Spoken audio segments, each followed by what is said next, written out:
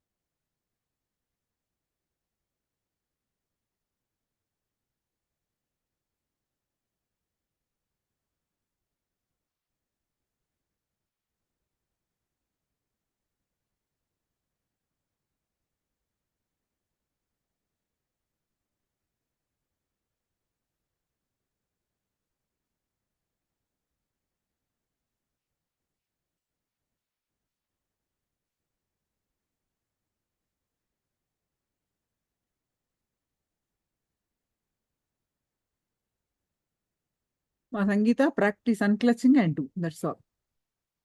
A little wiggle. Wonderful, ma. All right. So now let's listen more on the continuation of the satsang that we are hearing on the satsang. So let's listen.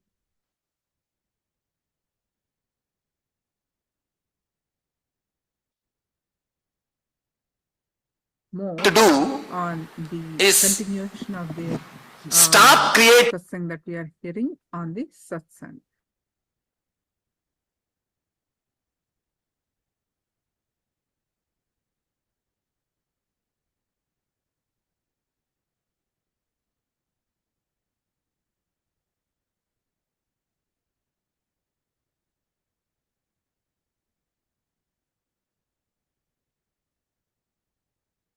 this pain shaft or joy shaft. Stop clutching all these painful incidents and creating a shaft. Stop clutching all the joyful things and creating a shaft. The essence of whatever I was talking is stop clutching and creating a shaft. That's enough. You will see suddenly the shaft disappears. Shaft does not exist. Understand? Some of these important truths. Now we are coming to the initiation part.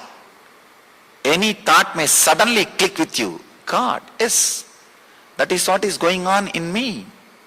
That is what I am doing. One important truth. Even if you want, even if you try consciously, you cannot possess, sit, catch your suffering. Understand? It's a very important truth. Even if you try to catch, you cannot catch your suffering. Because continuously your suffering is also replaced by different thoughts. One person came and asked me an important thing. Swamiji, I am suffering with lustful thoughts. Please give me some solution. I told him, just sit. Half an hour. Your mind should not go anywhere else. Meditate just on lustful thoughts. Think only lustful thoughts. No other thoughts allowed. In 10 minutes he opened his eyes and said, I am not able to concentrate on lustful thoughts, Swamiji.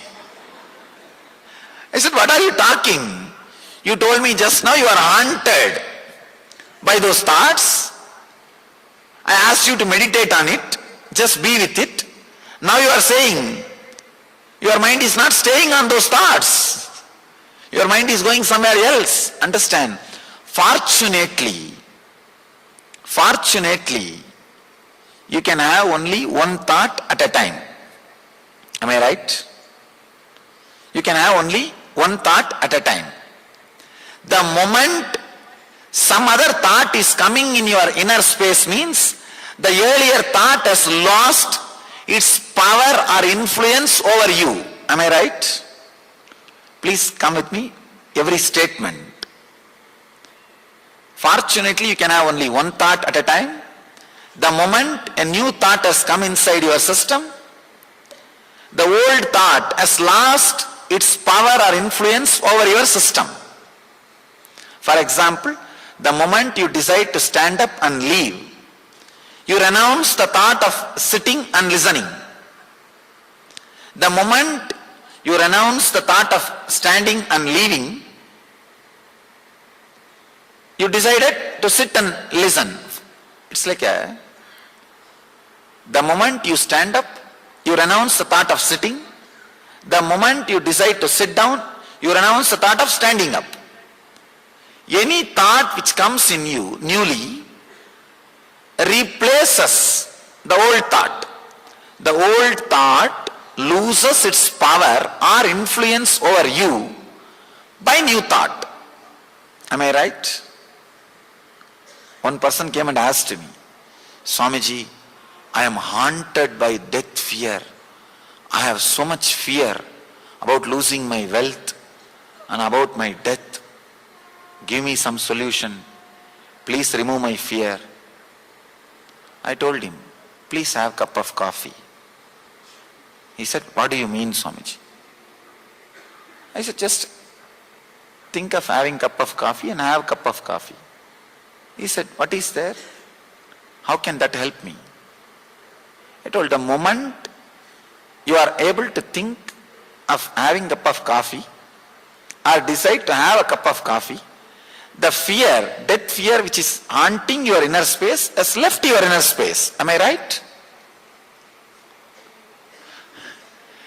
Unless the death fear which is haunting his inner space leaves his inner space, he cannot think of having a cup of coffee. Am I right? So naturally, a simple thought to have a cup of coffee can remove the so-called powerful death fear. That guy said, no, Swamiji, it looks too simple. But the death fear comes back, what should I do? If it comes back, I have one more cup of coffee, that's all.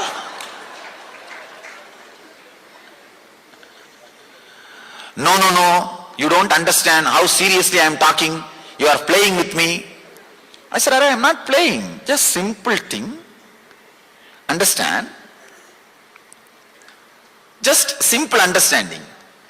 Fortunately, you can have only one thought at a time. The moment a new thought comes, it means the old thought has lost its power over you. Otherwise, new thought cannot come inside. Otherwise, the old thought cannot be replaced. If the old thought is so strong, it will just multiply and sit on you. It won't leave your inner space. The moment a new thought comes, it means the old thought has lost its power over you, it has left you. Only because of that, a new thought can come inside.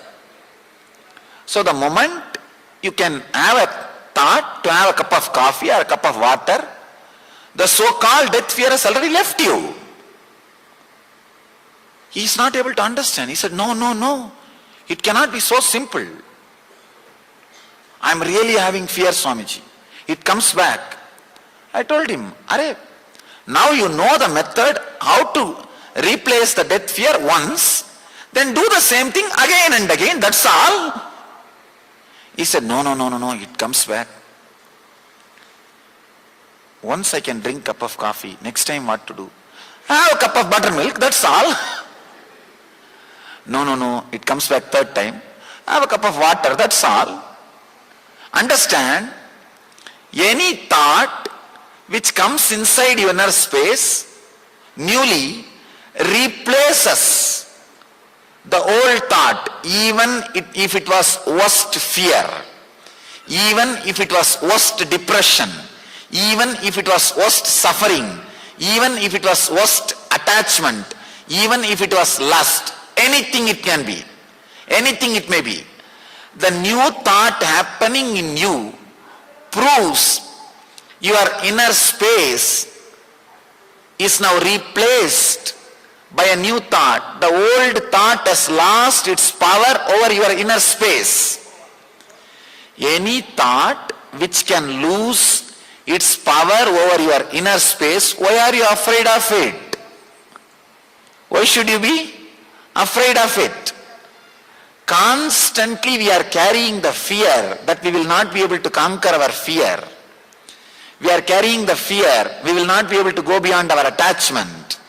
We are carrying the fear we will not be able to go beyond our suffering. Understand an important thing. This is what I call click, the initiation. If a thought can be replaced, if a thought can leave your inner space once, it means it can again and again removed as many number of times as it comes. That's all. People tell me, no, how many times I can replace? What is there? Every time when it comes, have a cup of water in front of you, sip once and keep it. Just play with your mind, tease your mind till it stops. Tease your mind till it stops. It may look very funny. No, it looks too simple. How can this be done? I may look like a mad person. Nothing wrong. Looking is perfectly alright than being. Looking is nothing wrong than being. Understand simple truth.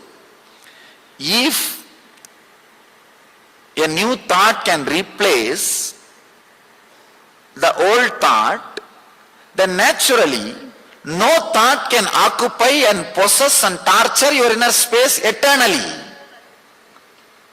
This is what is the click. This is what is the basic truth. Just one thought, a cup of water. The thought to have a cup of water can replace the so-called powerful death fear from you. It can be replaced. It means what? All you need is cup of water to conquer your fear. All you need is cup of coffee to conquer your lust. But mind says, no, it is not that easy. No, Swamiji. It comes back, what to do? It again comes back. If it comes back, you also again come back. You also again stand up. Understand? If you can replace 10 times, the 11th time thought will not come. The frequency will come down. The frequency will come down. Fortunately, you have a pure inner space which does not get corrupted by the flowing thoughts. An important thing. You have, fortunately, a screen which does not get burnt by the burning scene. If you project a burning scene on the screen through the film, will the screen be burnt? No. Same way, fortunately, you have an inner space, pure inner space, which does not get corrupted, polluted, or get possessed by a particular idea or a thought. Understand? This understanding deeply can completely liberate you from all the sufferings you create for yourself. It can bring tremendous self-healing into you, tremendous freedom to you, and tremendous courage and confidence. See, now, if any fear arises in you, what you need to do? Cup of coffee.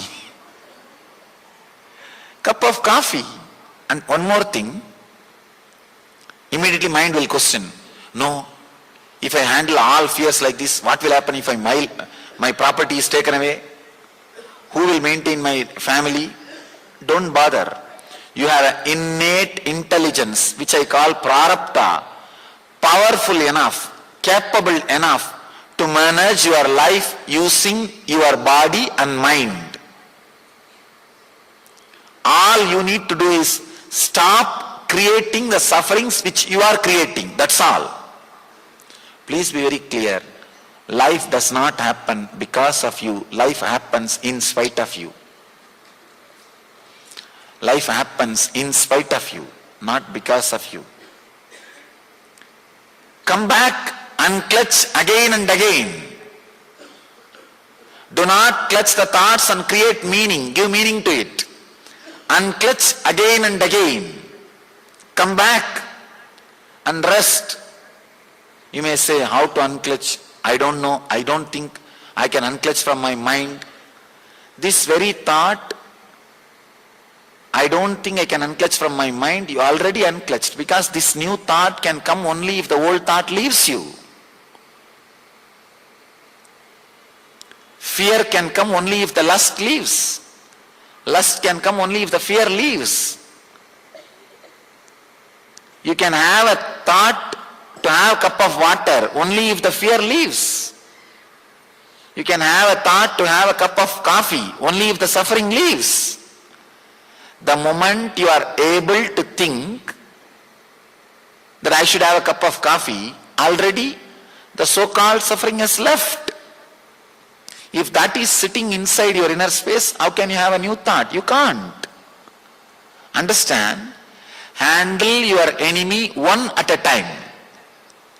If you think, no, it's a long story, you don't know, Swamiji, I tried 1000 techniques, I can teach you many more techniques, nothing works, and my mind is not that simple as you think, maybe your mind is simple, that is how it worked. Please understand, even in foolishness, we are not in peak.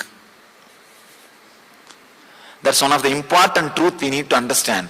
All of us have a very clear idea. We are in the worst ignorance. No, it is not. Just the simple one truth. If a simple thought of having a cup of coffee can come inside, means any serious thought, it may be pain or suffering or anything it can be, it has left me. That is why the new thought is able to come. That is why I have inner space to entertain a new thought. So as long as you have freedom to entertain a new thought, you have an inner space to entertain a new thought, be very clear, you cannot be possessed or tortured by any suffering, any depression and any pain. Because you can just bring one thought, new thought. The moment you bring a new thought, what happened? The old thought has left you. Unless it leaves, you cannot bring a new thought. So be very clear. Your power to bring new thought itself proves you have power to drop the old thought. Instead of looking at the ability to replace, you are looking at the ability to bring it back. You have both. If you are constantly looking at the ability to bring it back, you will create suffering. Oh, it comes back, it comes back, it comes back. If you are constantly looking at the ability to remove, you will feel liberation. Understand? What you mother, that you hatch. The hen mothers the egg and gets the chicken out, hatches the chicken. Chicken comes out. If you are mothering the thought you can replace any suffering, you will bring that into reality. If you are mothering the thought, no, whatever I replace will come back, you will bring that in your experience. If you are mothering the thought that it is going to come back, it will come back. If you are mothering the thought, it is going to go out, it will go out. Where you put your awareness, where you put your attention is the important thing. Understand? Your very ability to get a new thought shows you have ability to discard a old thought. Any thought can be discarded by any simple thought. This simple understanding is more than enough to unclutch and to rest. One important thing. Whenever any fear, any unsolvable problem comes, all you need to do from today is have a cup of water. That's all. And just say, that's all. Your mind will get little perturbed and shaken. Understand? Your suffering can rule you just because you are afraid of it. Have you seen in this underworld dadas, when they get created, they too will have fear, deep fear. But just your fear towards them will empower them. Same way, your mind too has fear about you. But your fear about your mind, your fear towards your mind just empowers your mind. Your mind also sometimes feels, oh, what is this? But you are more afraid of your mind. Then naturally what happens? Your mind gets empowered. All you need to do, understand, this is the initiation. Anything, one more thing, even once if you can replace your depression from your inner space, have confidence. I replaced, I can do it again, that's all. If 10 times it comes back, let me do it 10 times, that's all. The very clarity, I am going to do. Understand, there is a very beautiful story in Buddha's life. Buddha says, whenever I sat in meditation that I am going to get up, after a few hours, I never became enlightened. Once I decided, if I am not going to become enlightened, I am not going to get up from this seat. Idam asanam sushyate sariram. Very beautiful Sanskrit sloka. Let this body dry up in this very place. Till I became enlightened, I am not going to move. Buddha says, the moment he created this strong clarity, authentic Sankalpa, will, he says, next second I became enlightened. Next second he became enlightened.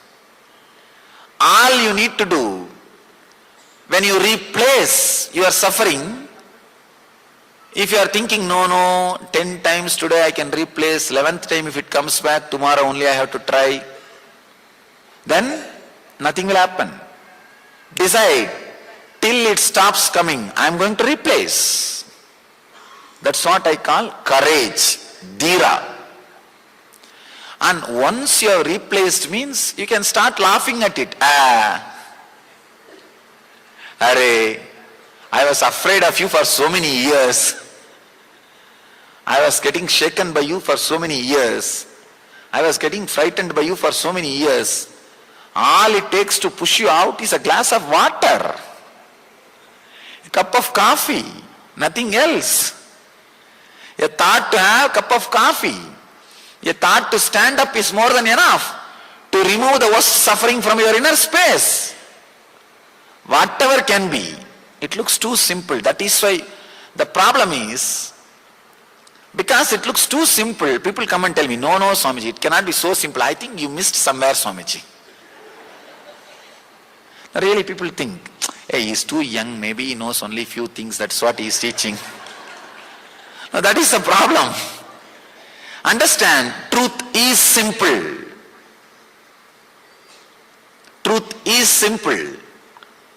There is a beautiful traditional song, oh, so difficult to be a devotee of Shiva. Ramana Maharshi sang a very beautiful song. He says, no, so easy, the enlightenment science. So easy. I tell you, it is neither difficult nor easy. Even if I say it is easy, there is little difficult. It is not even easy, it is constantly happening in you. Don't you understand? Every moment a new thought is replacing the old thought. Why are you afraid that you will bring your old thought back? It's like trashing your emails and bringing it back from a trash can. You just bring it back from trash. Just now you trashed it, you deleted, and it has gone. Now you again go into the trash and try to bring that email back. Relax. Constantly your thoughts are getting replaced. This itself shows nothing can possess your inner space. Nothing can overpower you. Nothing can overrule you. You have independence, intelligence to replace any suffering. You have freedom to replace any fear. You have freedom to replace any negativity. Understand? It's a very simple truth. Very simple truth. This is what I call unclutching. If you can understand this one truth and connect with this, if this one truth clicks, this can destroy the root of ignorance, the root of mind. Nothing else is needed. Nothing else is needed. And one more important thing, nothing else can work. Please understand, nothing else can work. Anything you try to do by creating new thought, creating new idea, people come and tell me, Swamiji, I want to escape from my suffering, should I chant some mantra? I tell them that will become one more suffering. No, really, I have seen people chanting Ramakrishna, Ramakrishna, Ramakrishna, Ramakrishna, and in between, hey, have you purchased the vegetables? What happened to the market? Did you bring the accounts? Ramakrishna, Ramakrishna, Ramakrishna, Ramakrishna. Understand, many times when you try to repeat something, you create a new shaft. People feel offended. How can you say mantra japa does not help? I am not saying it does not help. Of course, let me tell you openly, it does not help. I just thought I will be socially polite, but let me be open. The satya is much better and much more important than being socially polite. Understand, I tested it in my life. For 10 years, not with one mala, I will have 2 mala. If I finish 1 mala, 1 round, I will push 1 bead. By that 108. By the time I finish this mala, I would have chanted 10,008 times. I have done enough. I tell you, that only creates one more guilt. You are not able to do mantra continuously. Because by the time you move the next bead, already one thought has come. If somebody records what happens inside your system, Ramakrishna, move the next beat, Ramakrishna, move the next beat, Ramakrishna, move the next beat. That's what is going on inside. That is what is going on inside. Oh, I think I chanted too many times. Let me count. I know because I have done it. Not only that, I have always seen people when they close and with closed eyes they will start counting the beats. After some time slowly they will touch with the other hand and see how long it is going to take.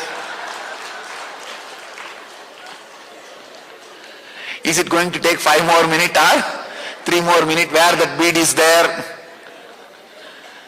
Let me tell you, it's from my experience.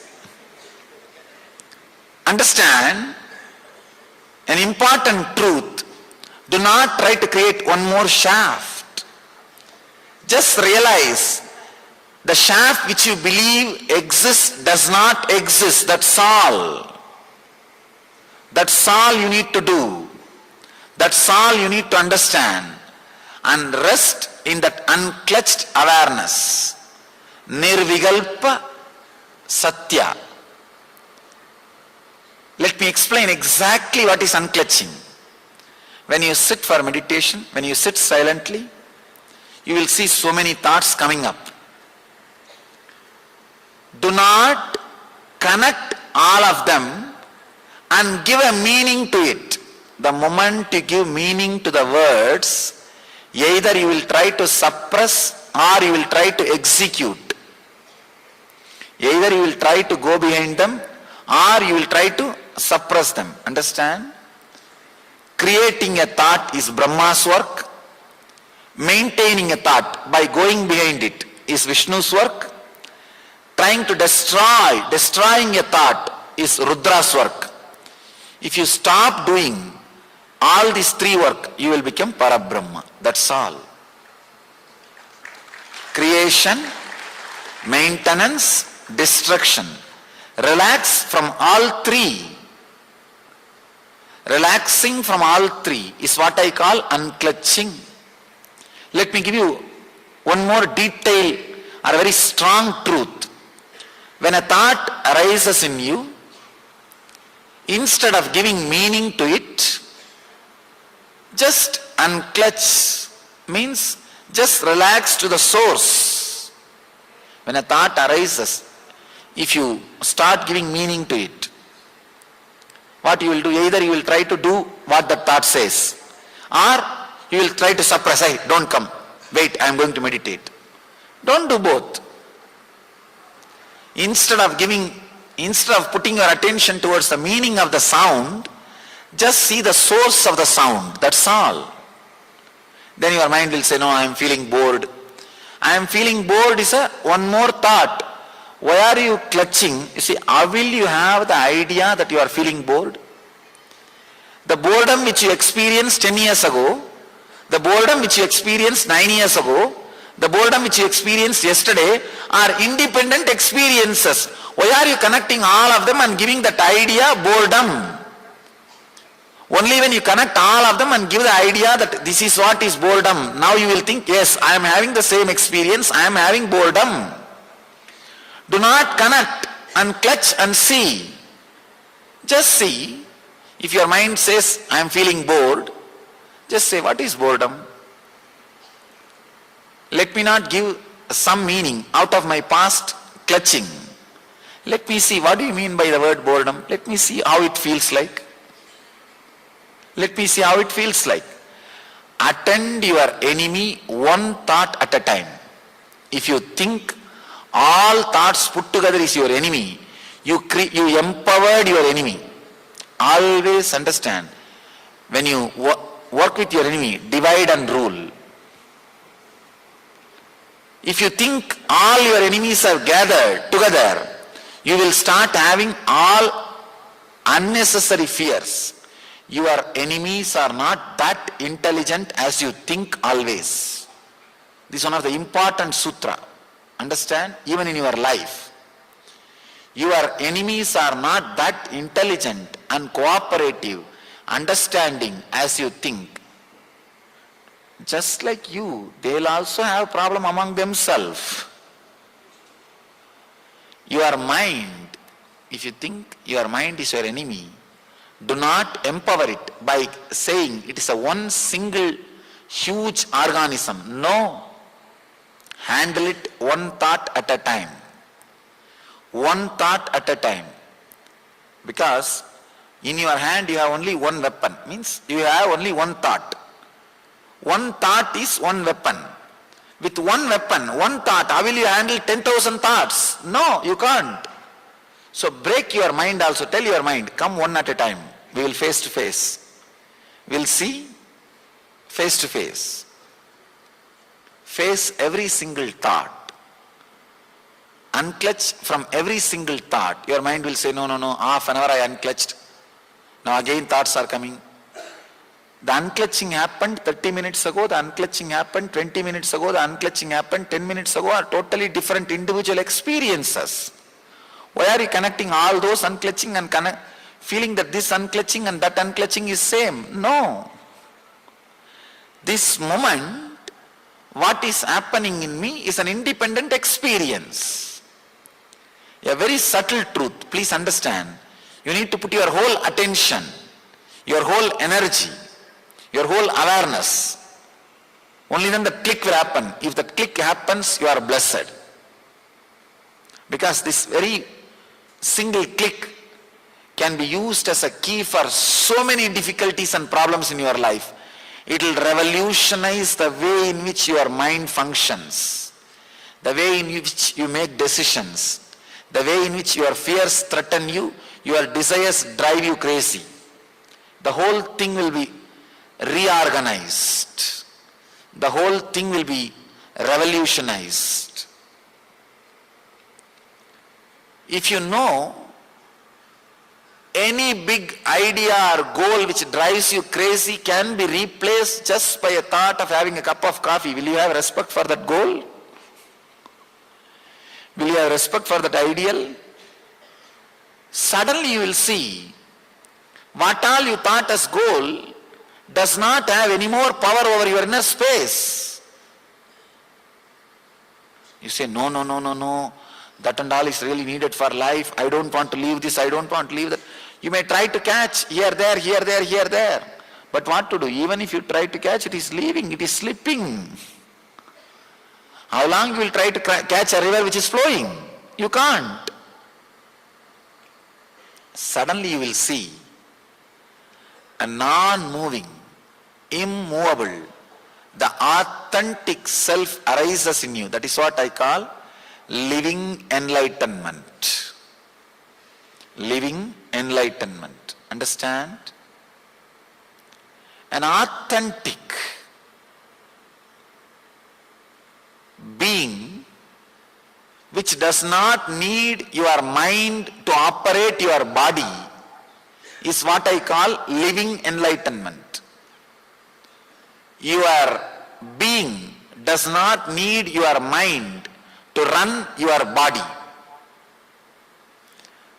If your mind is constantly staying inside you, it is just because of your fear. What will happen to me? How will my body run if my mind leaves me? You do not understand. If your mind leaves you, your life will happen in a much better way, in a much more intelligent way, because your mind is culprit, your thinking is problem, your dilemma is suffering, your movement is depression.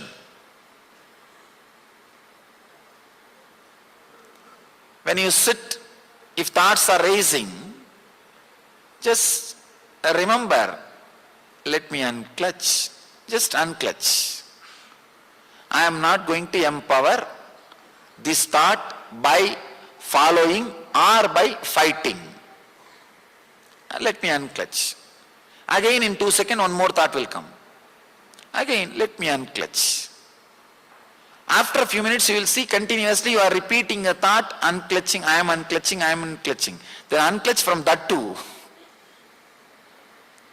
The moment you remember, you immediately unclutch. Unclutch from the very idea about you. Understand? You have two identity. The identity which you carry and show to the outer world as you are. See, how you wanted world to know you, and the identity which you project to the outer world, that is called ahankara. And another one identity which you carry in you, which you believe as you inside your heart, which you feel as you inside your heart, this is called mamakara. Your whole life is nothing but the fight between ahankara and mamakara.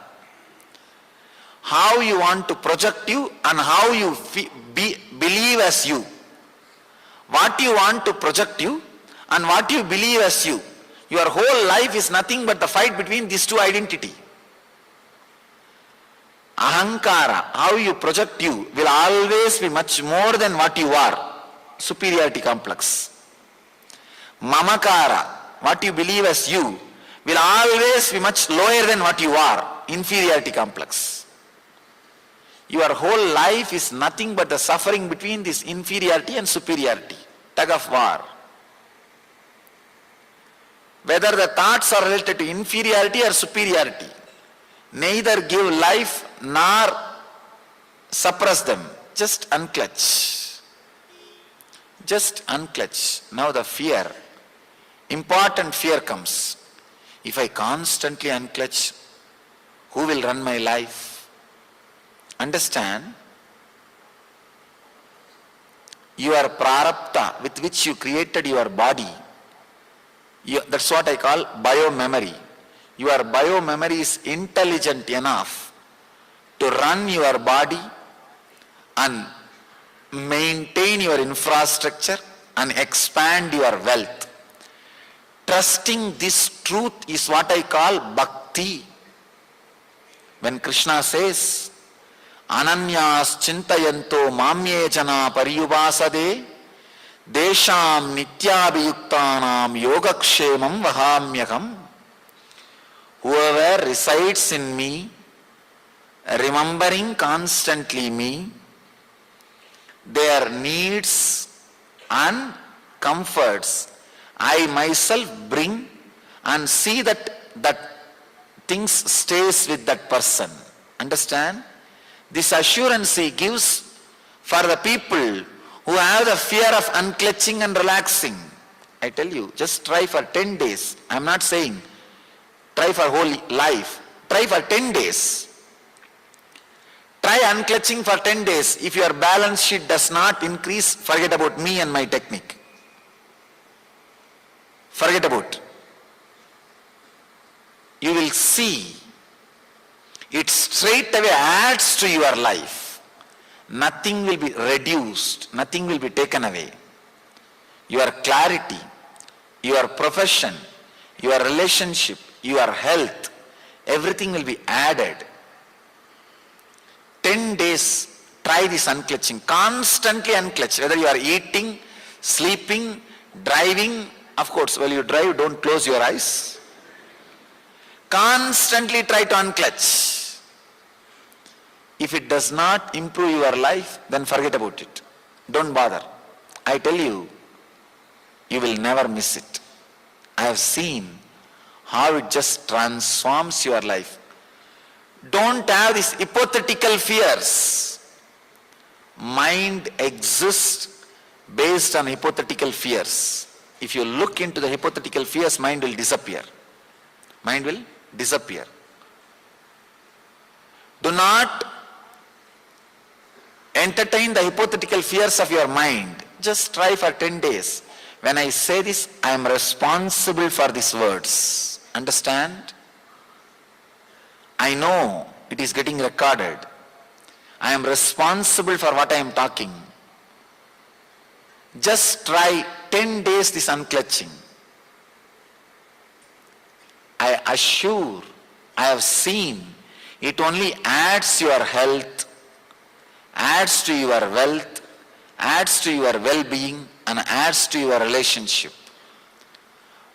Only your fear creates an idea, no, if I do, who will pay my bills, who will run my life? you will run your life in a much better way when you are unclutched.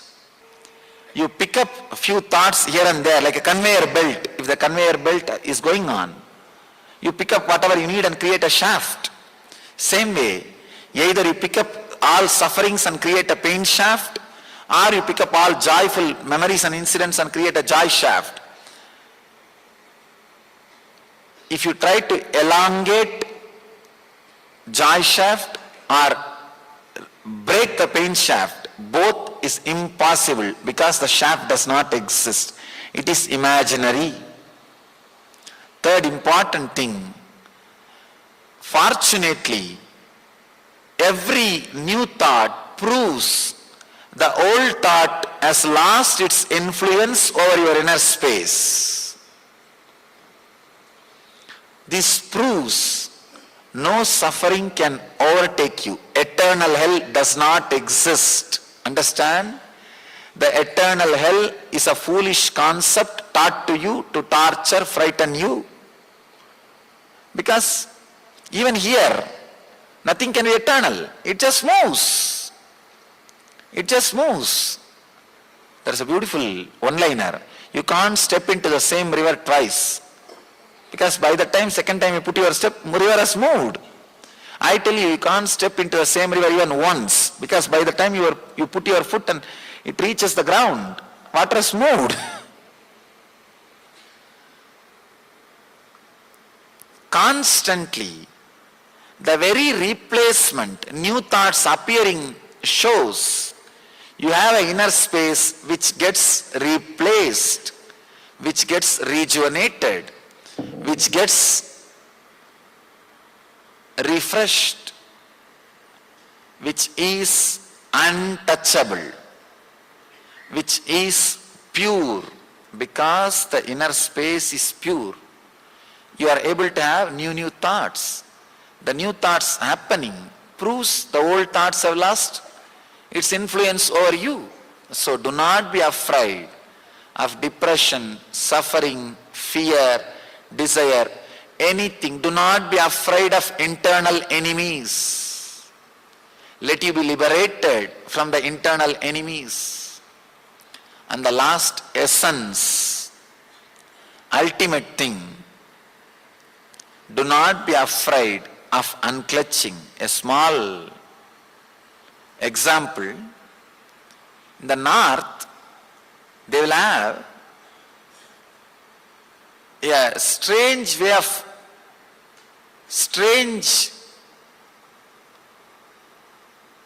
catching the birds, trap, strange kind of trap. I have seen in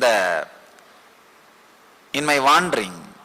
I spent my 10 years in walking all over India, begging and eating and sleeping under the trees and meditating.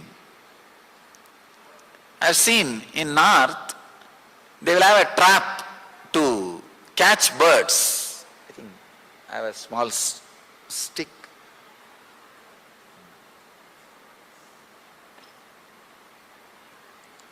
They even brought a bird to give you a visual.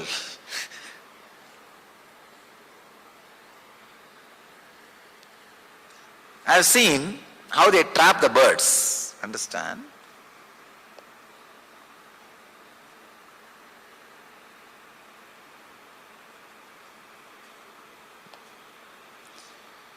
Like this, they will put a stick and hang it between the trees. That's all. You will be surprised. How can this trap a bird? Understand? When this is hanging, the bird will come and sit here. Bird will come and sit here. When it sits, just because of its own weight, what will happen? It will become like this. It will become topsy-turvy, upside down. This poor bird, it starts thinking, if it leaves, if it relaxes, it will fall and die. I have seen for hours the bird will be hanging. The poor guy will be fluttering, will be trying its best, shaking the wings, but he will be hanging, thinking if he relaxes, if he lets go, He will fall and break his head and die. Have you heard any time a bird falling and breaking his head and dying? No. Fool does not know if he lets go, he can just fly. He can be liberated. Understand? I have seen the bird will be hanging. This hunter fellow will slowly come after 2-3 hours. He will come and just pick up that bird and put it in the cage. How that foolish bird is thinking, if it lets go, he will fall and die. Same way we have the fear. If we let go our mind, if we unclutch, we will fall and our life will become mess. We will disappear. Understand? There is no history, there is no record. The bird which let go, which opened up, has fallen and died. Same way, there is no record. A person who was unclutched has lost something in his life. Just like how that bird, one more thing, that bird feels that stick is a security. It hangs on to it. But poor guy, the hunter comes, not only he loses the stick which he thinks as security, he is eternally prisoned. Same way, what you think as security, your mind and life, if you hold on to it, what happens? Yama is the hunter, death is the hunter. When he comes, not only what you think as security will be lost, they eternally put to the death, lost the truth. Understand? Just like that bird, in a very foolish way, we are hanging on to the stick, the mind, with the fear. If we let go, what will happen, what will happen, what will happen? Sometime I have seen some birds which are flying, they will come and poke this bird and tell, hey, let go. I had the same problem. When I relaxed, I just started flying. All it takes is just 2-3 minutes to balance. See, the bird will be topsy-turvy. When it leaves, maybe 2 seconds it will start falling and it will just turn and start flying. That 2-3 second chaos, courageously facing the 2-3 second chaos is what I call tapas.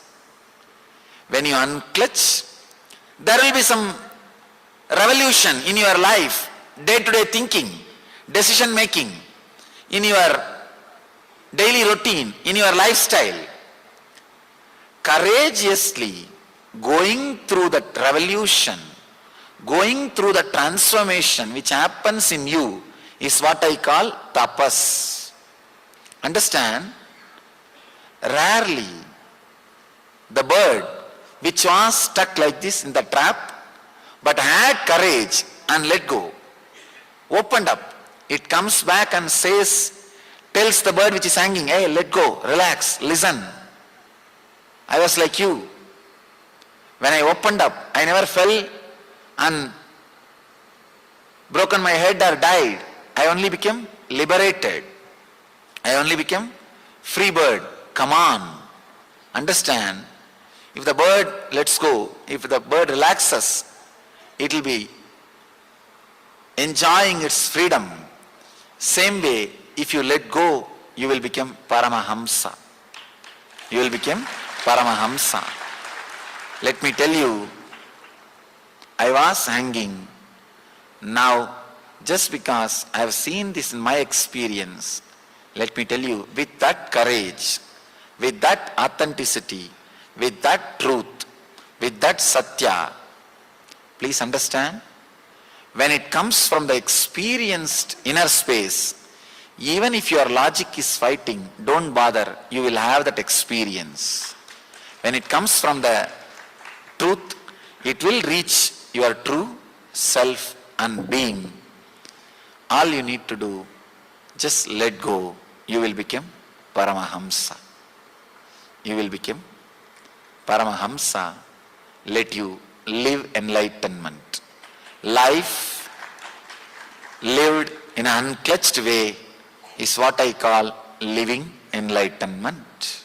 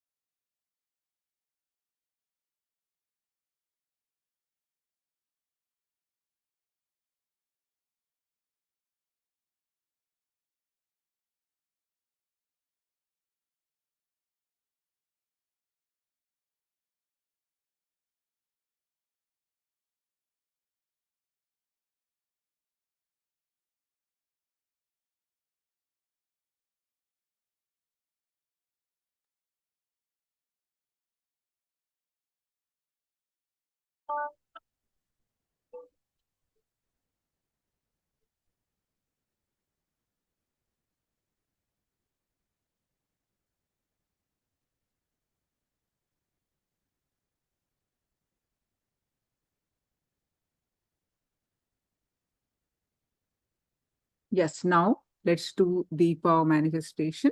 So please go ahead and post the powerful cognitions.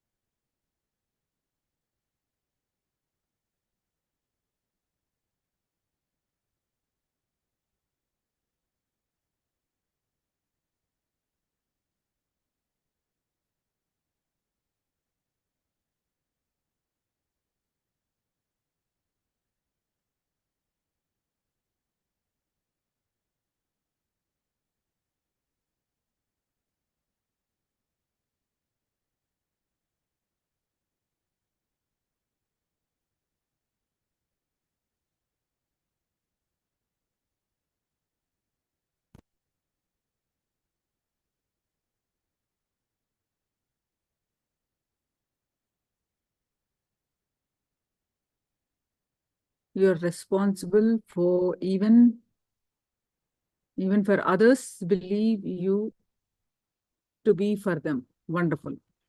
So now place it straight and with your object in your hand,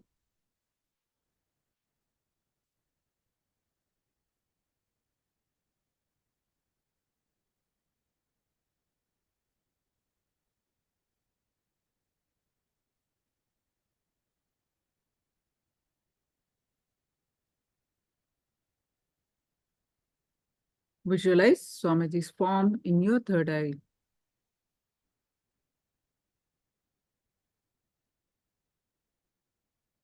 Any thought that is coming now, let it come, let it go. You bring your attention back to your third eye again and again and start chanting the Mahavakya. Om Nityananda Paramashivoham. Start chanting the Mahavakya and experience the space of oneness. With that space of oneness, declare the object in your hand to move, to roll.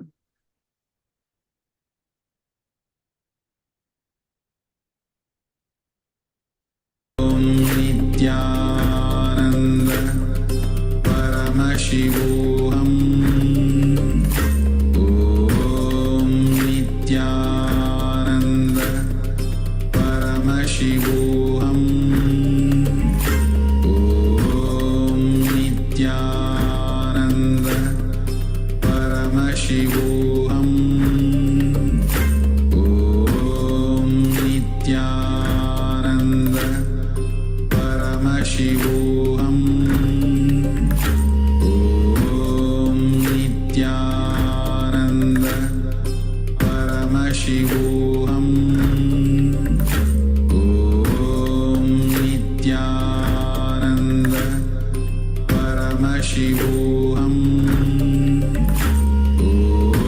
Om Nityananda Paramashivoham. Om Nityananda Paramashivoham. Om Nityananda Paramashivoham.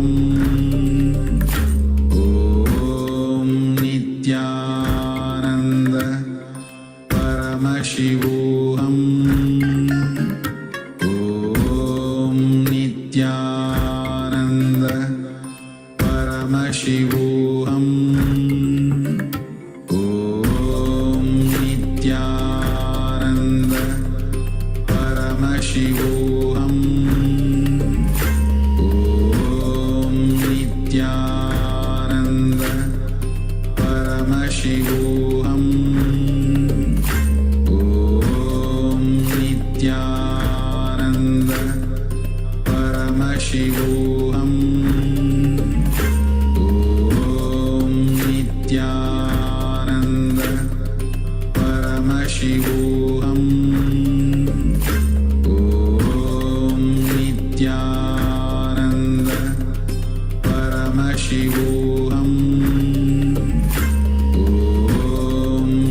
Nityananda Paramashivoham Om Nityananda Paramashivoham Om Nityananda Paramashivoham Om Nityananda Paramashivoham Om Nityananda Paramashivoham Om Nityananda Paramashivoham Om Nityananda Paramashivoham Om Nityananda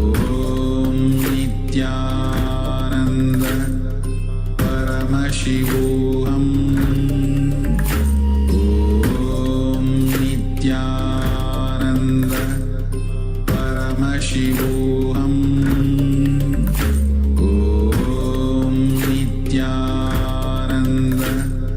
Paramashivoham Om Nityananda Paramashivoham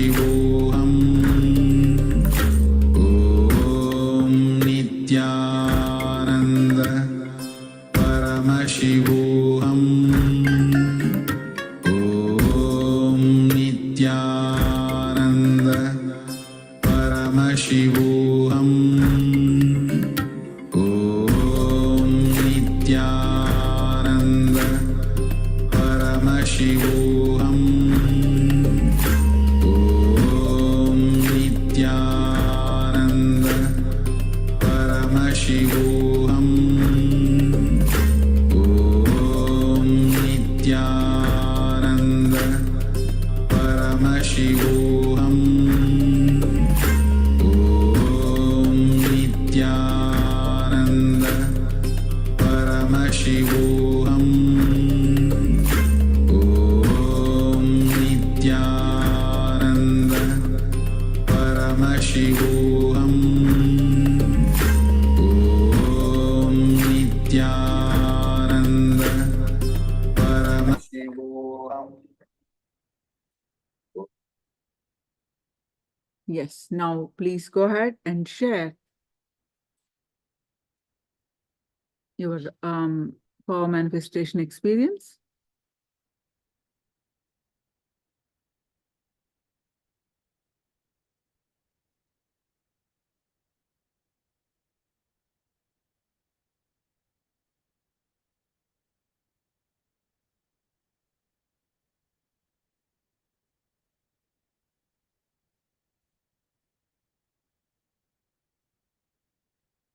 Yes.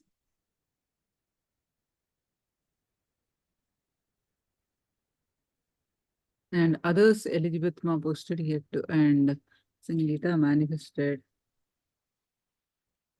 Yes. Now, let's listen more. What is life? Unclutching. What for life?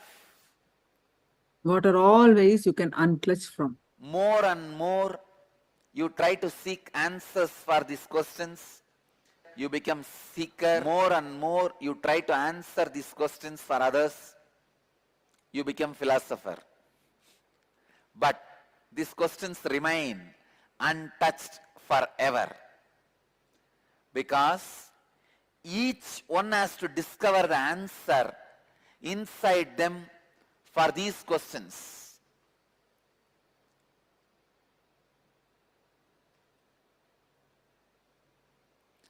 For the outer world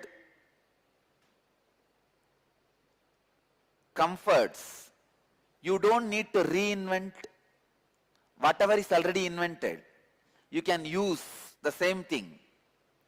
But for the inner world enlightenment, you need to discover your religion individually and independently. These questions, what for life is, What is life? What for life? These questions raise the intensity of life in you, brings authenticity to your living. I discovered answers to these questions inside me. But I will not do the mistake of giving you answer. I'll give you the process through which you can discover the answer within yourself. Please understand, if I give you the answer, it will not be your own answer. Any philosophy given ready-made, like a teaspoon feeding, is not going to become part of you, is not going to be enlightening you. It may be a philosophy, it may be a bookish knowledge, maybe you can be like a librarian sitting with it, but it is not going to become part of your life. My answer to this question, what is life, what for life, will no way be useful for you. You need to find your own answer.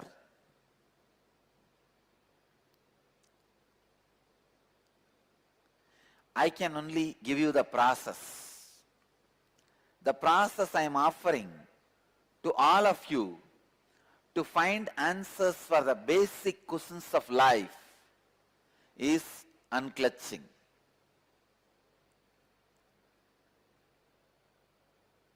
Understand this word unclutching. This word does not exist in Oxford Dictionary. Please understand, this word is my contribution to the English language itself. For the English language itself, this word is my contribution, because this word does not exist in Oxford Dictionary. It does not exist.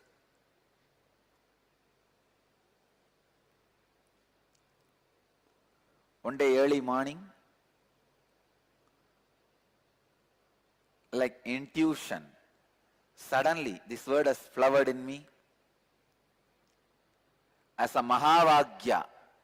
Mahavagya means the ultimate truth, the ultimate statement. Each Mahavagya is the punch dialogue from one Upanishad. It is a punch from one Upanishad. Each tradition have their own Mahavagya. There are so many Mahavagyas. Aham Brahmasmi, Tattvamasi, Prajnanam Brahma,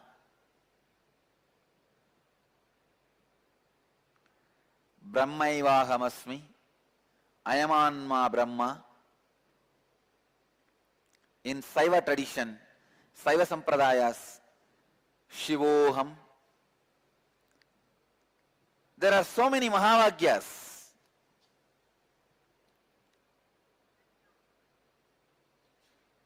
Please understand, this word, unclutching, is the ultimate spiritual truth. This process, unclutching, can directly upgrade your very consciousness. Today, through this webinar, I'll present unclutching as a technique, method to upgrade your consciousness, raising your inner space. When you upgrade your consciousness, raise your inner space, become more authentic, hundreds of good side effects happen. Like you become healthy, you become wealthy, you become a leader, you become more intelligent, you become more balanced. Thousands of things happen in you as the side effect of upgrading your consciousness. Today, I will present unclutching as a powerful process to upgrade your consciousness. Understand these three words, then you will be able to catch the truth of unclutching. Clutching, disclutching, unclutching. Clutching, disclutching, unclutching. Clutching means, holding, getting attached.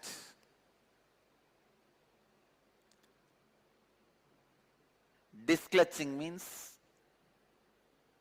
completely getting disconnected, breaking. Unclutching means moving back to clutch any time when it is needed. Understand? When you shift your gears, you need to unclutch. Disclutching won't work. Disclutching means it can be breaking. Even if the gearbox breaks, if the gears break, if the shaft breaks, disclutching can happen. But after the disclutching, the possibility for clutching again may not exist. Here, with unclutching, you move out. But to unite again whenever is required. Continuously, you are clutched to your body, to your mind, to your emotions, with so many things. Now, I can say even with your Facebook identity, Twitter identity, even with your Twitter name, you identify yourself, clutch yourself. With Facebook identity, you clutch yourself. You clutch yourself with thousands of things.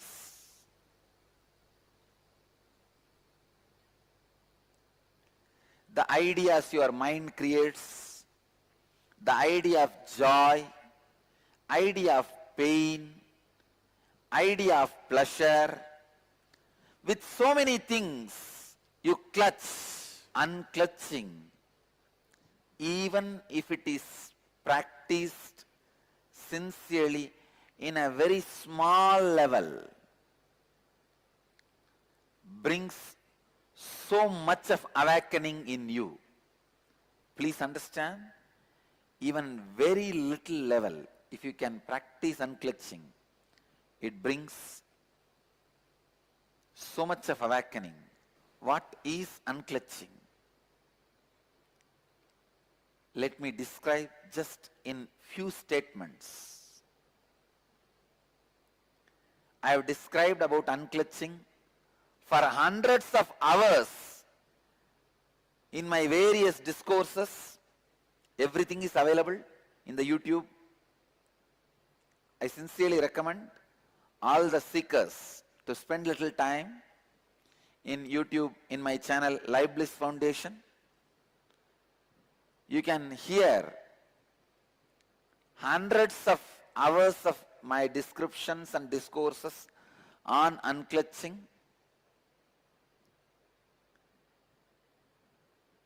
I have given thousands of definitions of unclutching. Even in the Twitter, I have defined 55 definitions of unclutching. Now I will give you a very simple, straight process of unclutching. When a thought rises in you, without supporting it, encouraging it, entertaining it, or being entertained by it, relaxing from it, Please understand. When a thought rises in you, without entertaining it and without being entertained by it,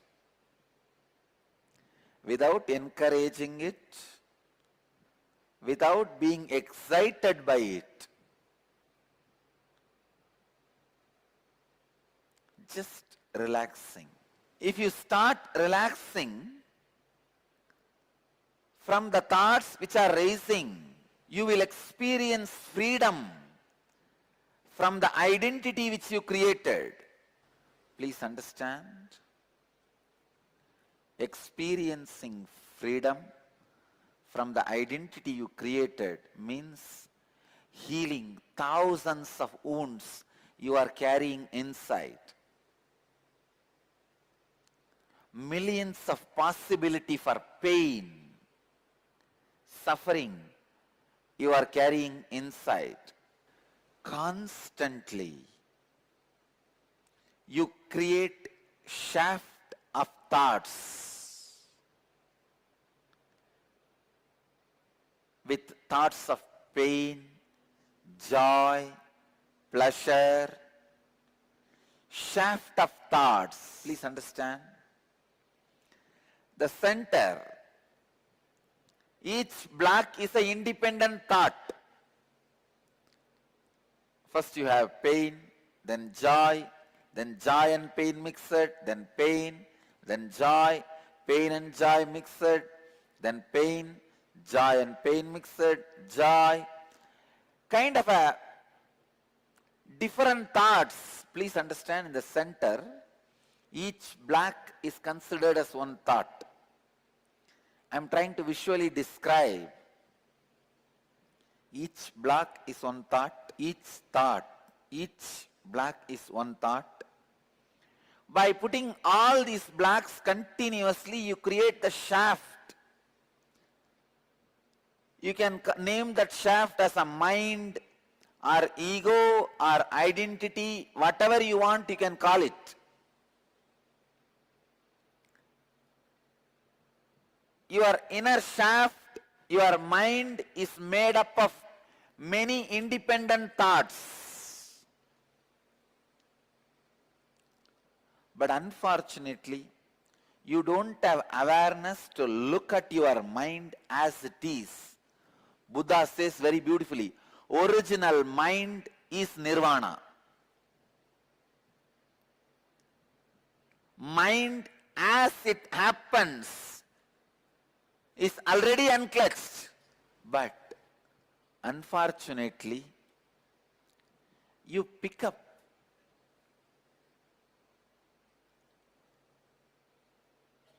from the independent thoughts and create your own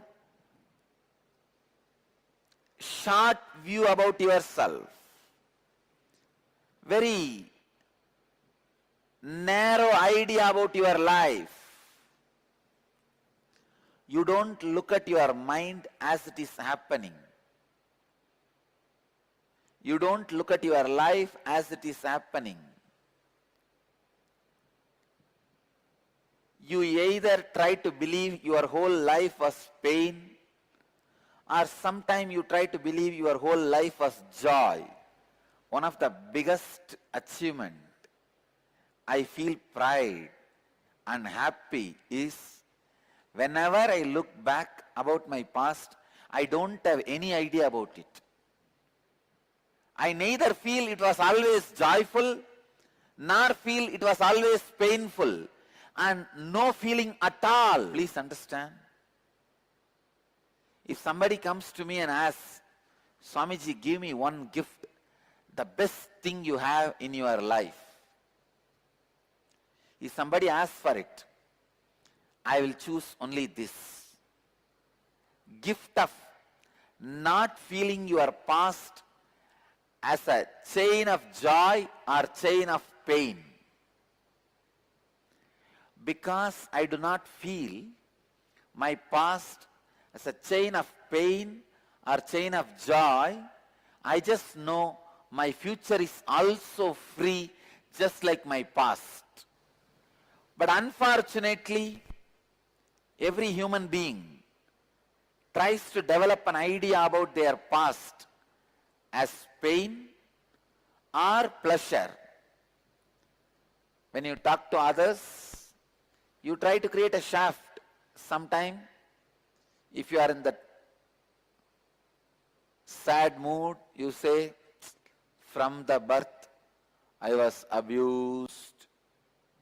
You tell all your stories. Continuously, you connect the pain memories, pain thoughts, and feel your life as a pain. Please understand, one of the biggest danger in the life is when you believe something and repeat it again and again, that becomes your reality. I can give you one small example. If you can walk 3 kilometers without gasping for breath, for 10 days, go around and tell all your friends, family, everybody, strongly, authentically, I can walk up to 10 kilometers without gasping for breath. First 2 days you will feel it is a lie. Try 10 days. Repeat the same thing. You know you can only walk 3 kilometers, but go on repeating. I can walk 10 kilometers. Tell your friends, family, everybody, just brag. It's very easy. See, after a month, you will really be able to walk more than 8 kilometers. Your capacity drastically increases.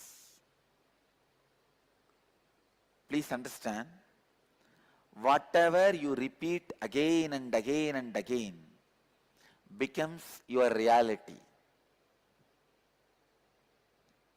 That is why again and again I am insisting, don't repeat your life as a pain.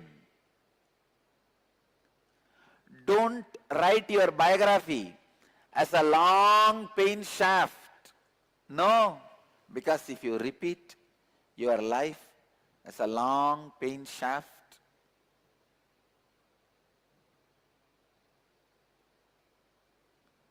you will project the same pain shaft on the future also. When you look deep, you will see each pain you claim happened in your life is an individual incident. When you connect all of them and see, you create tremendous suffering for yourself. Stop connecting and creating that shaft. Stop continuously creating pain shaft or pleasure shaft in your life. Unclutching is a powerful, self-sufficient guide to your enlightenment, to upgrade your consciousness. Please understand, unclutching can be self-sufficient guide to your enlightenment, to upgrade your consciousness. Unclutching not only changes the way you perceive the reality, it transforms the reality itself. Please understand, not only it changes the way you perceive reality, it changes reality itself, because it is a very powerful process, touches the source where the perceiver and perceived both come out. There are many methods, techniques which works only on the seer, not the seen.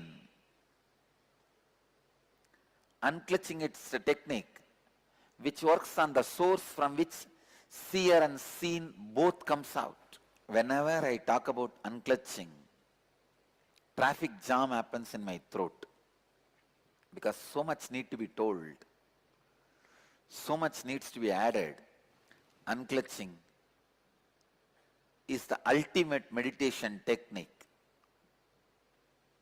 It can directly upgrade your consciousness. Please understand, purpose of the human life is to upgrade your consciousness. Temples, rituals, religions, sacred books, everything is just for upgrading your consciousness, raising your consciousness. The very reason of your human body, existence of your human body, is to raise your consciousness. See, when your consciousness raises, automatically you become leader of your life, Lord of your life. You become God for yourself, Ishvara for your life. Becoming Ishvara of your own life is the basic necessity for every human being. You need to become Lord of your life. You need to raise your consciousness. Unclutching liberates you instantaneously.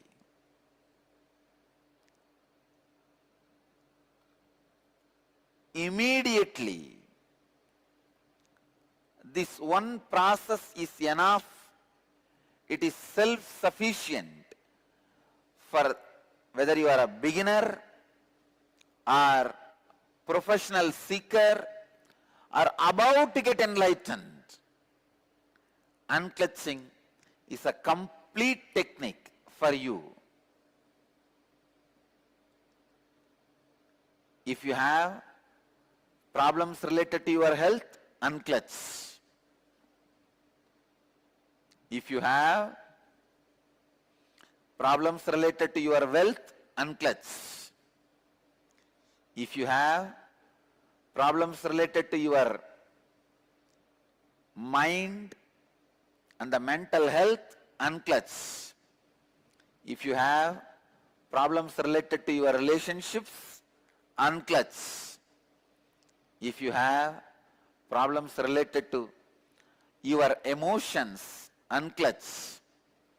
If you have problems related to your consciousness, again the solution is unclutch. I'll give you the 9 levels of unclutching. Unclutching from the outer world, like problems and difficulties related to name and fame. Devotees, disciples, please note down in your book of heart. 9 unclutching.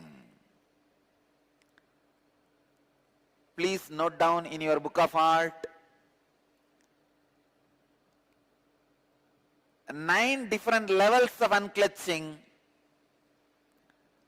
First, unclutching from your outer world means when you have problems related to name, fame, money. If you unclutch, please understand, I am not saying you need to lose that money, name and fame. No. You will lose the problems and suffocations and stress, sufferings created in you because of money, name and fame. When the problems, suffocation, stress is removed, suddenly you have a pure inner space where you can create whatever you want in the outer world. Understand?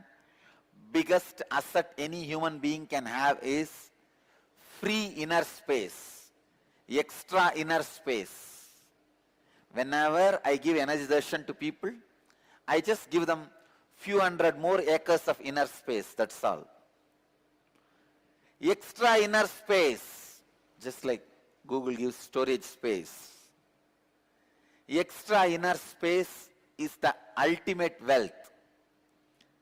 Wealth is not the billions of dollars you have, or the relationships you have, or the bungalows, properties you have. The real wealth is extra inner space you have. The space you have inside, free space, in which you can do your creativity, you can do your creation. That extra free inner space is the real wealth. When you unclutch from the difficulties, stress, sufferings, suffocation created by money, name and fame, you achieve that ultimate wealth, extra free inner space. Second, unclutch from the outer world identities. The identities you carry, social identity, professional identity, racial identity, national identity. Sometimes you think you identify yourself based on your religion, your country, your race, your caste, your community, your creed. Please understand, this racial identity, national identity is responsible for millions of people dying every year in the planet Earth. World's worst terrorist on the planet Earth is racial and national identity. Please understand, largest number of deaths on the planet Earth is caused by racial and national identity. The moment you feel you belong to certain geography, you are ready to sacrifice your life for that geography. People die, especially youngsters. Millions die in the war fields. And without any guilt, without any even second thought, people kill people just because their national identity. Identity you create because of your geography. I tell you, most uncivilized act is killing people because of your racial and national identity. It is so unfortunate still human beings have not evolved from that low conscious of killing people, destroying people because of racial and national identity. Same way, the racial identity is responsible for all religious and communal terrorism.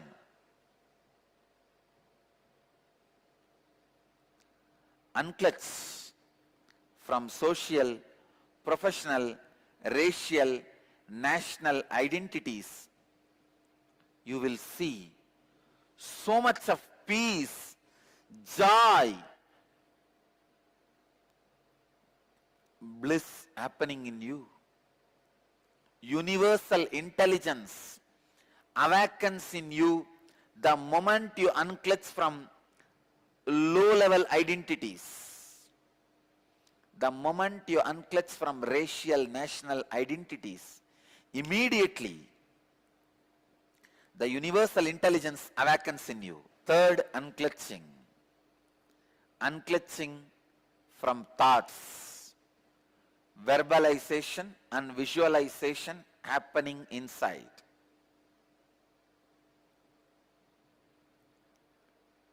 Please understand. Unclutching from thoughts, means the verbalization and visualization happening inside. When you look in, the verbalization happening, the visualization happening in you are all thoughts, unclutched from both. Continuously try to unclutch from both. You will see extraordinary powers expressing in you when you start unclutching from your verbalization and visualization. You will become yogi. Understand?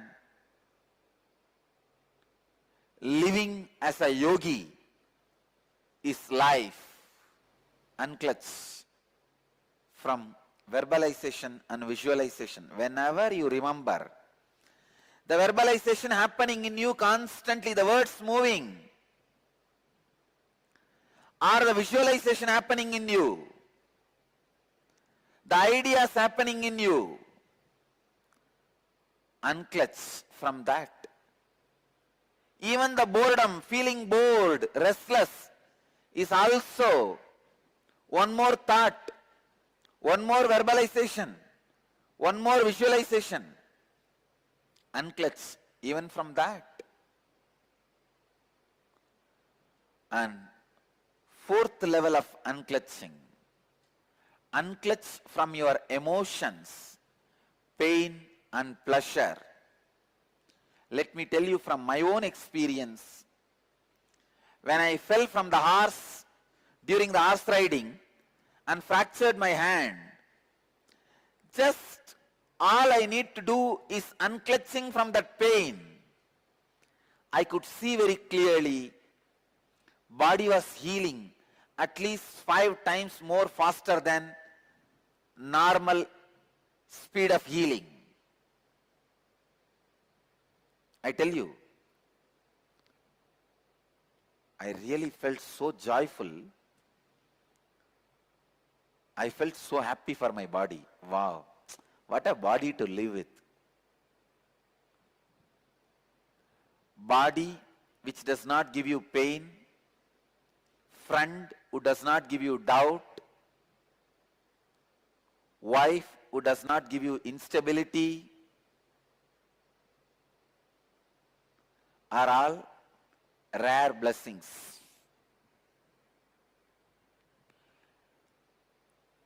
Body which does not give you pain is such a joy to live with that body. I know I don't have pain because I received the blessings of many yogis and did many techniques, but when you see that literally in your life as experience, I felt, oh God, what an achievement. I felt such big relief. I tell you, when you unclutch from pain and pleasures, not only you are free from it, even your health improves drastically. Fifth, unclutching. Unclutching from the inner world identities like parental conditioning, ahankara and mamakara. Ahankara means the idea you project about yourself to others. Mamakara means the idea you believe about you as you inside you. See, always the idea you project to others about you will be more than what you are. Mamakara, the idea you believe about you in the inner self is always lower than you. Idea you project on others, an idea you project on yourself. This ahamkara and mamakara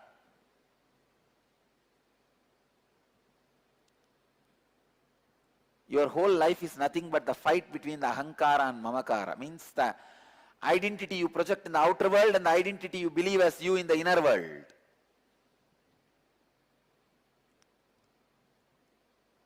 Unclutch from inner world identities, both the identities, Unclutch from the identity you project to the outer world. Unclutch from the identity you believe as you in the inner world.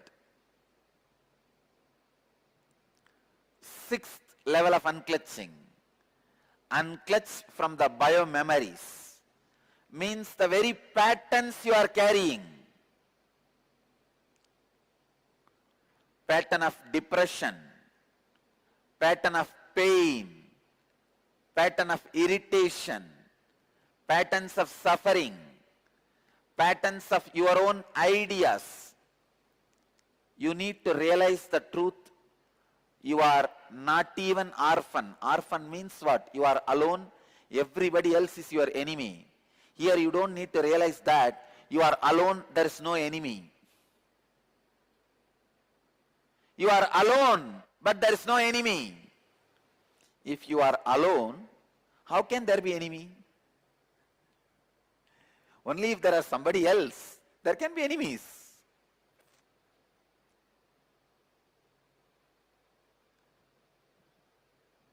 If you unclutch from the patterns to the extent till you realize there is no patterns in reality. In reality, you are alone. In reality, you are just existing. Kevala. Next, unclutch from body. Unclutch from body itself. Please understand. When you unclutch from your body, thousands of disorders you create by yourself, like arthritis, blood pressure, all this completely disappears. The seventh level of unclutching is unclutching from body. And eighth level of unclutching, unclutching from the idea of time. Unclutch day, night, morning, evening, midnight. Go on unclutching. Unclutch from the idea of boredom, feeling restless. Unclutch from the idea of time.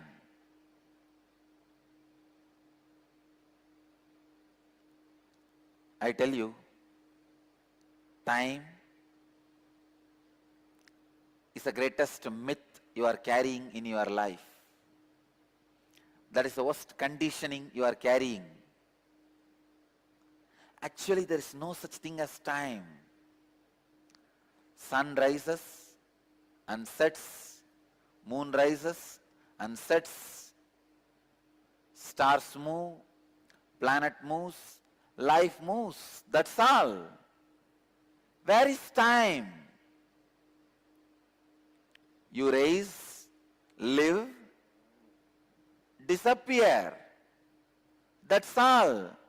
Where is time? Time is one of the myths like a clothes. You forget human body does not come with clothes. How many of you remember? I tell you, none of us remember. Human body comes to planet Earth without clothes, goes out without clothes. We think human body comes with clothes and goes with clothes. Just like a cloth, cloth is the illusion which has become part of your biomemory.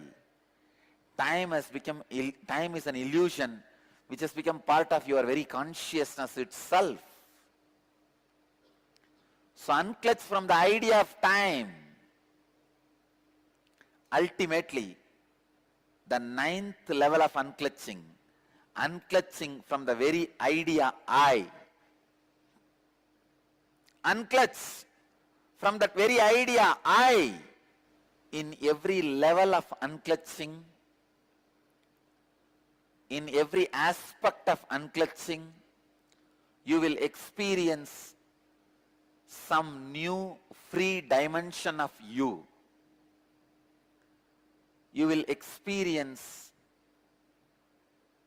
some extraordinary experiences or expressions. I tell you, all the auspicious things of life and beyond life is achieved just by this one process, unclutching. Just by this one technique, unclutching. Just this one technique, unclutching. These 9 levels of unclutching, the 9th level is unclutching from the very idea I. The I. The very idea I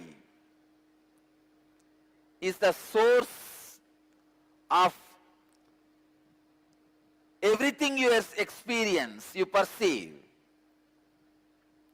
Unclutching from that very source, the idea of I. You can start in these 9 levels, any one level. Because of the benefits and experiences you will have, simply you will move to next level and experience all 9 levels.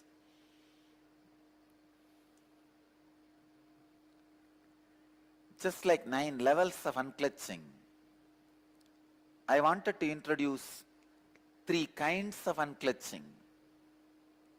Unclutching from the luxury activities, like activities may not be required for your life, which you do as a luxury, playing video games, luxury activities. Second, unclutching from existential activities. Means for your existence, you start doing many activities like going to your office, your profession. When I say unclutch, I don't mean you will stop those activities. Your body will be performing those activities. The sufferings and the stress caused by those activities will not be there in your body. That's all. In your being. Third, unclutching from the survival activities. Even the basic survival activity like a food, eating, sleeping, unclutching even from those things. When you unclutch from the survival activities, please understand, I am not saying you will stop eating, you will stop drinking. No. All I am telling you is, you will live in unclutched space. Your body may continue the activities necessary for survival. Unclutching is the greatest life solution. Unclutching liberates you from all types of addictions. Unclutching is the most simple and ultimate technique. How much ever you hear about unclutching, unless you experience it, you will not know about it. I sincerely urge, inspire, encourage all of you to experience unclutching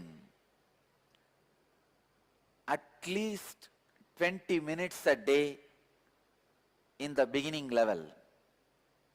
From today, sit unclutched at least 20 minutes a day. You will see within next few days, unclutching helps you so much. It frees you from so many sufferings. It makes you matured so many ways. It upgrades your consciousness so much. You will start spending more and more time in unclutched space, ultimately your whole life will be in unclutched space. Unclutching makes you a leader, because when you unclutch, trillions of cells in your brain are awakened. Your highest inner potential energy, dormant cosmic energy, awakens to its peak. Unclutching is inner awakening. Unclutching is samadhi. Unclutching is meditation. Unclutching is inner guru. Unclutching is God itself. Unclutching is a subject. Subject need to experience this subject. In ordinary life, objects are experiencing the subject. In unclutching, subject need to experience the subject objectively. Subject need to experience the subject objectively. I'll lead you into the experience of unclutching now. After the experience, I'll answer few questions, your questions, the experiential doubts. Now, please understand the process. Now I am initiating all of you into unclutching as a technique, as a meditation technique. Sit in a relaxed way. You can sit in the chair or on the floor. Be comfortable, that's all. Anything is okay. Be comfortable. Sit in a relaxed way. Close your eyes, and any thought rises in your inner space. Decide you are not going to support that thought. You are not going to destroy that thought. You are not going to encourage that thought. You are not going to create a new thought without creating, maintaining, destroying. Sit. Understand? When you don't do the job of Brahma, Vishnu, Rudra, you become Parabrahma. When you don't do the job of creation, maintenance and destruction, you become one with existence. Now, just sit. Sit in a relaxed way. Close your eyes. Unclutch from every thought. Don't miss a single thought in your inner space. Don't be unconscious. Unclutch from every thought.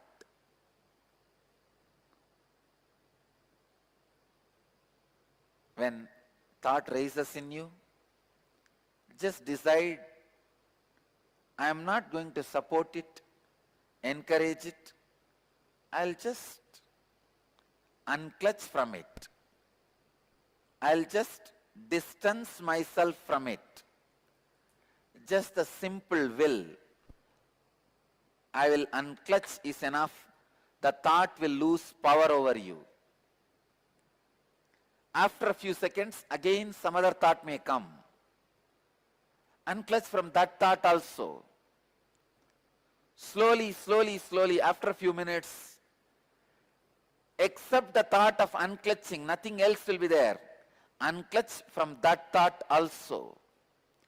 Unclutch even from the technique of unclutching. When you unclutch honestly, authentically, automatically your Kundalini energy rises, your Kundalini is awakened, and your body may levitate, Whatever happens, let it happen. Unclutch from everything. Just be unclutched. I initiate all of you into unclutching. Let the unclutching happen in all of us. Don't miss even one thought in your inner space. Unclutch from every single thought and every single idea. Do not create or maintain or destroy a thought. Just be unclutched. I sincerely recommend all of you, if you are a beginner, at least spend 20 minutes per day in unclutching. If you already tasted unclutching, intensify the quality of unclutching and increase the time of unclutching in your life. Due to time constraint, I am not able to answer many of your questions today, but I have answered hundreds of questions, all possible questions related to unclutching, and all those answers are available in our Life Bliss Foundation's YouTube channel. There is a separate playlist called Be Unclutched in our YouTube channel. You can spend little time with those answers. That will clear many of your doubts. Unclutching is the purest form of meditation. Unclutching is the purest samadhi. When you are unclutching, you save yourself from thousands of problems, self-created sufferings, and you save the country from the crime caste. When you unclutch, you are neither violent towards yourself nor violent towards others. When you are not violent towards yourself, you bring peace and bliss to you. When you are not violent to others, you save crime cost of the country. So, every 5 minutes of your unclutching saves $1 for your country's crime cost. And I have a statistics I can give you. Minute for a Peace, Minute for the Peace website, which I inaugurated today, gives you the clear statistics. When you meditate for a minute, how much of crime cost you save, how many violent crimes you stop when you unclutch. You bring the best things to your life, and you bring the best things to your country. You bring the best things to your society.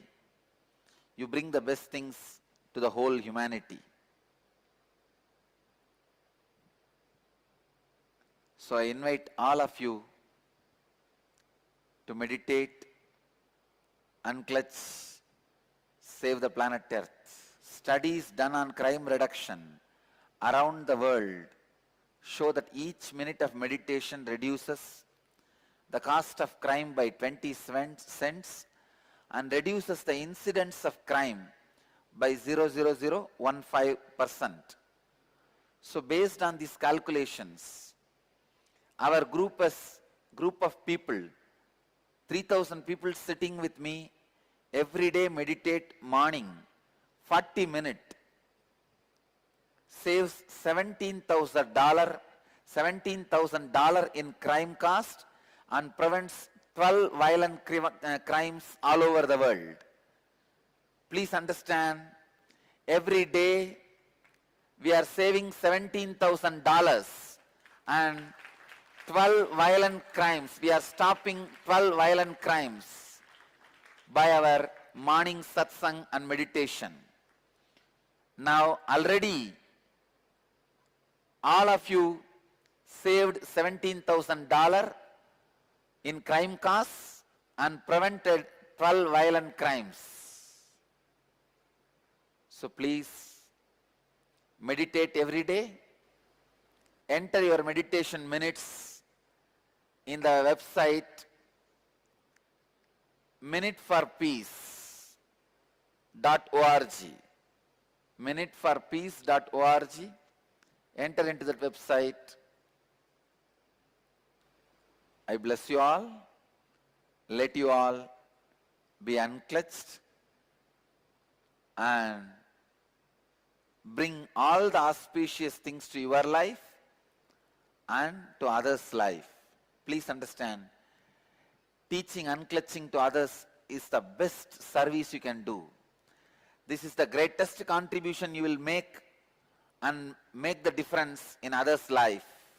So I bless all of you. Let you all achieve, experience, live, express, radiate, share, explode in eternal bliss. Nityananda.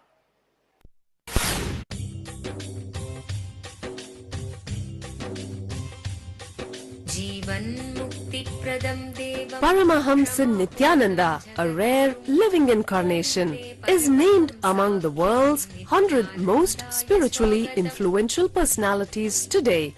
Paramahamsa Nithyananda has been placed alongside Dalai Lama, Nelson Mandela, Oprah Winfrey, Paulo Coelho and others by Mind, Body, Spirit, the world's top esoteric magazine from Watkins, London's oldest and largest bookstore. A yogi by birth, he has been expressing his power of enlightenment since birth.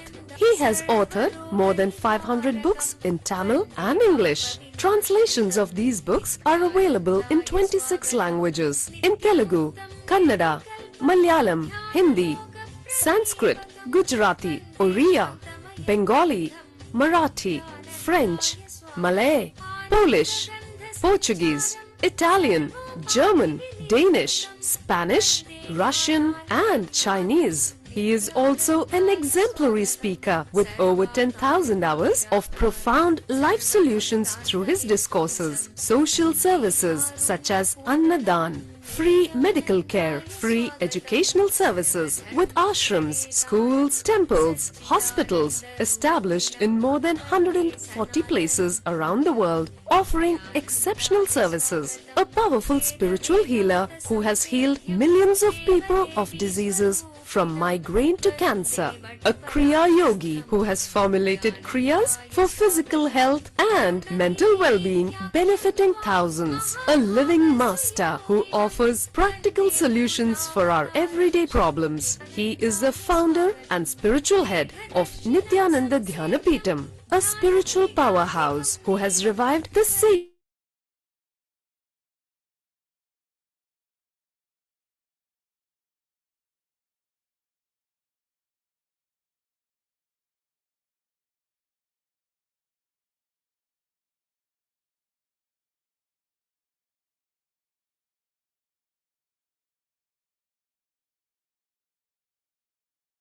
Post your understanding and prepare, get ready for the power manifestation.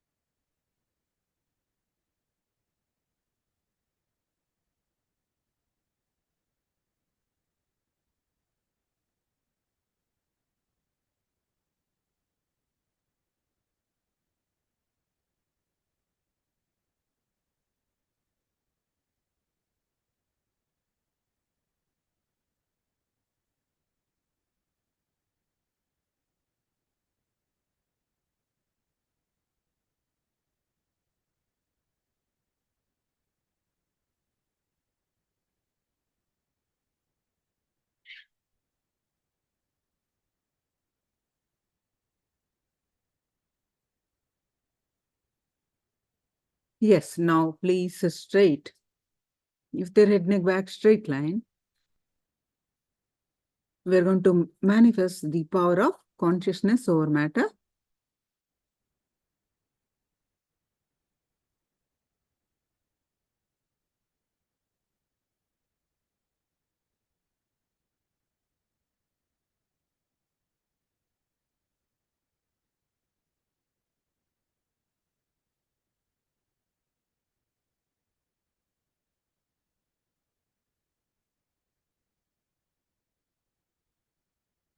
Any thoughts with that space of unclutching? Hold your object in your hand and declare to move the object with your power of consciousness and bring in your attention to your third eye again and again and start chanting the Mahavakya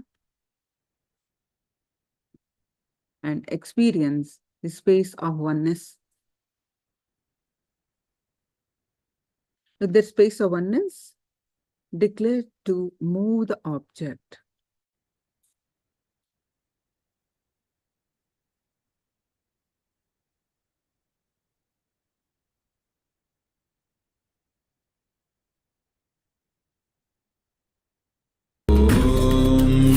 Nityananda Paramashivoham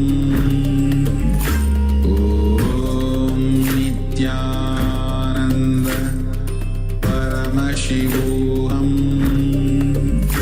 Om Nityananda Paramashivoham Om Nityananda Paramashivoham